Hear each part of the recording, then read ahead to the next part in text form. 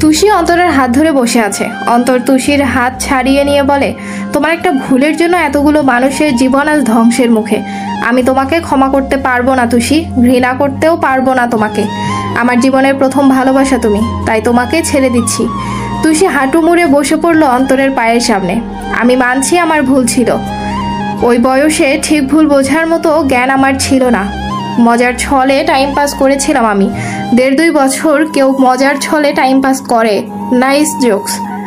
জাহিন যে নয়নার জন্য পার্সেল পাঠাতো সেগুলো কি করতে? নাকি ওসবের লোককে তুমি টাইম পাস নাম দিয়েছো? বিশ্বাস করো, প্রথম দিকে টাইম পাস ছিল। ধীরে ধীরে আমি বুঝতে পারলাম ব্যাপারটা সিরিয়াস পর্যায়ে চলে যাচ্ছে। তখন আমি জাহিনকে বললাম আমার পক্ষে প্রেম করা সম্ভব না। ও বলল প্রেম করতে হবে না, আমার একটা ইম্পর্টেন্ট কাজ আছে, শেষ করে এসে তোমাকে নিয়ে সংসার করব। আপনার আর আমার এজ ডিফারেন্স দেখেছেন? ওসব এজ টেজ বুঝি না আমি তোমাকে ভালোবাসি, মানে তোমাকে আমার সাথেই বাকি জীবন কাটাতে হবে। আপনার সাথে আমাকে মানাবে না। আমি দেখতে সুন্দর না। দেখো আমার হাতে সময় খুবই কম। এমন সময় এসব কথা বলছো? এখন আমার হাতে মাত্র 3 ঘন্টা সময় আছে। 1 বছর ভালো মতো পড়াশোনা করো, নিজেকে সব ছেলেদের থেকে দূরে রাখবে। আমি ফিরে এসেই তোমাকে বউ করে নিয়ে আসবো। ভালোবাসার মানে সারা জীবন সাথে থাকার প্রতিশ্রুতি। ভালোবাসি বলার আগে চিন্তা করা দরকার ছিল তোমার, আমার সাথে তোমার মানাবে নাকি মানাবে না। এরপর দীর্ঘ 1 বছর আর খোঁজ নেই। আমিও এসব ভুলে গিয়েছিলাম। নাম্বার চেঞ্জ করেছি, সব জায়গা থেকে ব্লক করেছি। ফ্যাক অ্যাকাউন্ট ছিল সেটাও ডিলিট করে দিয়েছি। বিশ্বাস করো আমি বুঝতে পারিনি কোনো মানুষ এত সাইকো হতে পারে। ছি তুষি, সামান্য কিছু গিফটের জন্য একটা ছেলের ইমোশন নিয়ে খেলে এখন তাকে সাইকো বলো? তুমি এক্ষুনি আমার সাথে চলো, জাহিনকে সব সত্যিটা জানাও। জাহিন সবটা জানে। অন্তর বসে পড়লো চেয়ারে। হোয়াট? অতীত 5 মাস আগেই আমি এক সন্ধ্যায় ক্রাশ স্টেশন রেস্তোরাঁয় ওনার সাথে দেখা করি। কর্নারের একটা টেবিলে বুক করা ছিল। আমি চুপচাপ বসেছিলাম, ভয় হচ্ছিল। জানি না এসব শোনার পর কি রিয়াকশন হবে সেই টেনশনে। হঠাৎ জাহিন এলো, সবুজ পাঞ্জাবি পরে, খুব সুন্দর পরিপাটি হয়ে এসেছিল। এসেই কোনো ভনিতা ছাড়াই বলল, কে আপনি? আর আমাকে টেক্সট করে এমার্জেন্সি কথা আছে বলে কেন ডেকে দেখা করতে বললেন? আমি কাঁপা কাঁপা কণ্ঠে বললাম, আমি তুষি, সুনয়নার ফ্রেন্ড। তাতে আমার কি? সুনয়না আর আমি খুব ক্লোজ ফ্রেন্ড। আপনারা কেমন ক্লোজ ফ্রেন্ড সেটা জানানোর জন্য জাহিন চৌধুরীর সময় নষ্ট করেছেন? ভাইয়া আসলে আপনাকে একটা সত্যি কথা জানানোর ছিল। আপনাদের কণ্ঠ এত সিমিলার, বা মনে হচ্ছে আপনি ডুপ্লিকেট সুনয়না। কি কথা দ্রুত শেষ করুন। আমি এতক্ষণ নিচে তাকিয়েছিলাম। হঠাৎ সামনে তাকিয়ে দেখি পুরো রেস্তোরাঁয় ফাঁকা, 2 জন ওয়েটার আর আমরা 2 জন আছি শুধু। আমার বুক কেঁপে উঠল, কপালে ঘাম জমতে শুরু করেছে। ঘাম মুছে 1 গ্লাস পানি খেয়ে গলাটা ভিজিয়ে নিয়ে চোখ বন্ধ করে বললাম, আসলে ওই মেয়েটা আমি, যে আপনার সাথে প্রেম করেছিলাম। ওই ফোন কল, ওই টেক্সট, ওই গিফট সব আমি নিয়েছি। নয়না এসবের কিছুই জানে না। আমাকে যা ইচ্ছে শাস্তি দিন, প্লিজ। নয়নার কোনো ক্ষতি করবে না। অন্তর বলল, তারপর সাথে সাথে আমার মুখ চেপে ধরলো, চিৎকার করে বলল, তুই কি আমাকে ফিডার খাওয়া বাচ্চা ভেবেছিস? আমি জাহিন চৌধুরী, আমার সাথে কোনো ছল চাতুরি চলবে না। বিশ্বাস করুন ভাইয়া, সব দোষ আমার, আমি দোষী। সুনয়না কিছু জানতো না। আমাকে ধাক্কা দিয়ে ফেলে দিয়ে বলে, এখন সত্যি মিথ্যা দুটোই সমান। আর সবচেয়ে বড় কথা, ভালো তো আমি বেসেছি সুনয়নাকে, তোকে না। প্লিজ ভাইয়া, আপনার যা শাস্তি দেওয়ার আমাকে দিন, নয়নাকে ছেড়ে দিন। আরে বাহ, সারাক্ষণ তো জান জান বলে মুখে ফেনা তুলতি, এখন জান থেকে সোজা ভাই। তোর জন্য সবচেয়ে বড় শাস্তি এটা জানা যে সুনয়না আর বেঁচে নেই। আরও বড় শাস্তি তোর ভুলের জন্য হয়তো আমার ভাইটাও বাঁচবে না। আমি ওকে মারবো না, এত বড় পাপী আমি না। আদালত মারবে ওকে, হয়তো ফাঁসি দিয়ে, নয়তো যাবজ্জীবন কারাদণ্ড দিয়ে। অন্তর তুষি 2 বাহু ধরে বলে, দেখেছো তোমার মজা করার পরিণতি? তোমার মজা, তোমার লোভ দুটো মানুষের জীবন শেষ করে দিল। আমি কি করব আমাকে বলো, আমি সেটাই করতে রাজি, নয়তো আমি নিজেকে শেষ করে দিব। তোমার কিছু করতে হবে না, যা করার আমাকে করতে হবে। জাহিন চৌধুরী শুধু এই ভুল করেনি, আরও অনেক হিসাব বাকি জাহিনের কাছে। আজকের দিনটা মোটামুটি ভালো কাটলো নয়নার।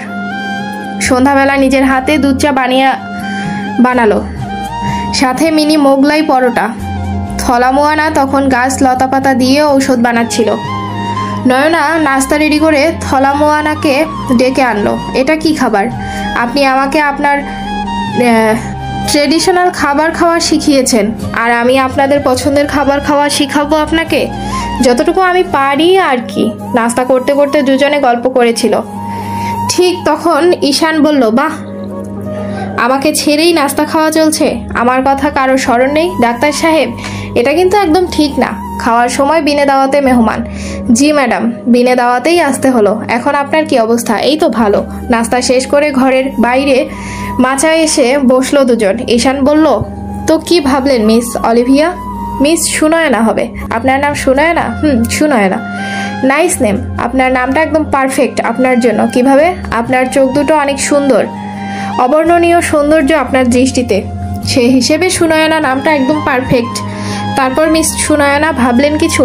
ভেবেছি, ভাবতে গেলে মনে হয় সব সত্যি মিথ্যে। আমি শুধু ওই মানুষটাকে ভালোবাসি, এই সত্যি ছাড়া। মিস সুনয়না, আপনি আবেগ বা বিবেক কাজে লাগান। আবেগের কোনো মূল্য কেন নেই ডাক্তার সাহেব? কারণ আবেগ দিয়ে জীবন চলে না। তাহলে শুনুন, সেদিন প্ল্যান করার ছিল আমরা সাজেক আসবো হানিমুনে। সেদিন অস্বাভাবিক কোনো ঘটনা ঘটেছে? হ্যাঁ, কিছুটা অস্বাভাবিক একটা ঘটনা লেগেছে আমার দৃষ্টিতে। সেটা হলো, ওই দিন আমরা যাব সেটা সবাইকে জানিয়ে যাওয়ার কথা, কিন্তু হঠাৎ একজন সার্ভেন্ট আমাকে একটা পার্সেল দিয়ে যায়। সেখানে চিরকুট থাকে। আমি যাতে কাউকে না বলি আমরা যাচ্ছি হানিমুনে। যে নীল শাড়িটা পরা ছিলাম সেটাও ছিল সাথে। আপনার ফোন? ইয়েস, এটাও একটা অস্বাভাবিক ঘটনা। আমার ফোনটা আমি ভুলে বাসায় ফেলে আসি। তাহলে আপনি সাজেক পৌঁছালেন কি করে? আমার হাজব্যান্ড দ্য গ্রেট পাইলট জিয়ান রেজা চৌধুরী আমার জন্য গাড়ি, ড্রাইভার সব অ্যারেঞ্জ করে রেখেছিল। আমার মনে হচ্ছে এখানে একটা কিন্তু আছে miss Olivia. Oh sorry miss Sunayana, এত কিছু কাকতালিও না। এসব কিছু তো সূক্ষ্ম প্ল্যান। প্ল্যান? আমার লাভ হাজব্যান্ড রেজা চৌধুরী নিখুঁত প্ল্যান। পৃথিবীতে কোনো মানুষকে বিশ্বাস করতে হয় না। আপনার হাজব্যান্ড আপনাকে কেন মেরে ফেলবে? আপনাকে মেরে ওনার লাভ কি? রিভেঞ্জ? আপনি আজ রাতে আরও গভীরভাবে ভাববেন। আমার মনে হচ্ছে এখানে একটা রহস্য আছে। ভাবছি একজন গোয়েন্দার সাথে যোগাযোগ করব। সে সহজে রহস্য উন্মোচন করতে পারবে। আর কিছু করতে হবে না। আপনি কি আমাকে একটা মোবাইল দিতে পারবেন? আমার নিজের দুটো ফোন আগামীকাল আপনার জন্য নিয়ে আসবো একটা। ধন্যবাদ আপনাকে। আপনি আর চাচা না থাকলে হয়তো আমার লাশও পচে যেত এতদিন। জাহিন মনে মনে হাসছে। অবশেষে তার মন মতো রায় হলো। যদিও এসব তো তারই কারসাজি। উফ, আজ রাতে শান্তির একটা ঘুম হবে। তারপর হাতের কাজগুলো শেষ করতে হবে। জজ সাহেব উঠে যাবে এমন সময় একজন বলল, কেস ক্লোজড কি করে হয়? কেস তো সবে ওপেন হবে জজ সাহেব। আপনারা যার শাস্তি নিশ্চিত করেছেন তিনি হলেন জাহিন চৌধুরী। আর ওই যে হ্যান্ডসাম স্যুটে বসে আছে আসল ক্রিমিনাল জিয়ান রেজা চৌধুরী। নিজে অন্যায় করে ভাইয়ের ঘাড়ে দোষ চাপিয়ে দিয়েছে। আদালতে উপস্থিত সবাই নড়েচড়ে বসলো। সবার চোখে মুখে বিস্ময়। আমি অন্তর দাওয়ান, আসামি পক্ষের নতুন উকিল। আমি থাকতে কোনো নিরপরাধ ব্যক্তি শাস্তি পাবে না। কোর্টের সবার মধ্যে গুঞ্জন শুরু হলো। জজ সাহেব বলল, প্লিজ আপনারা সবাই চুপ করুন। জাহিন নড়েচড়ে বসলো। জেতা ম্যাচ হেরে যাওয়ায় ভয় ঢুকে গেল ভেতরে। এই সময় অন্তরকে এখানে একদম আশা করেনি জাহিন। ইয়োর অনার, ওই যে বসে আছে আসামি জিয়ান রেজা চৌধুরী, আর এই আসামির কাঠগড়ায় দাঁড়িয়ে আছে আমার মক্কেল জাহিন চৌধুরী। জাহিন উঠে বলে, কি সব বলছিস তুই? আমি জাহিন। এই প্রথম জিয়ান কথা বলল। আমি জাহিন। জজ সাহেব, এরা দুজন আমার বিরুদ্ধে চক্রান্ত করেছে। এরা দুজনে আমাকে ফাঁসাতে এসব মিথ্যে বলে কোর্টের মূল্যবান সময় নষ্ট করছে। অন্তর জিয়ানের হাতের উপর হাত রেখে বলে, মিথ্যে কেন বলছেন ভাই? আপনি সত্যিটা মেনে নিন, আপনি জিয়ান। ওই যে অপরাধী সেজে যে দাঁড়িয়ে আছে সে আমার বন্ধু জাহিন। প্লিজ আপনি আপনার নোংরা খেলাটা বন্ধ করুন। জাহিন গর্জে উঠে ভরা কোর্টে অন্তরের কলার চেপে ধরে বলে, অন্তর, আমার পিছু লাগতে আসিস না, পরিণাম ভালো হবে।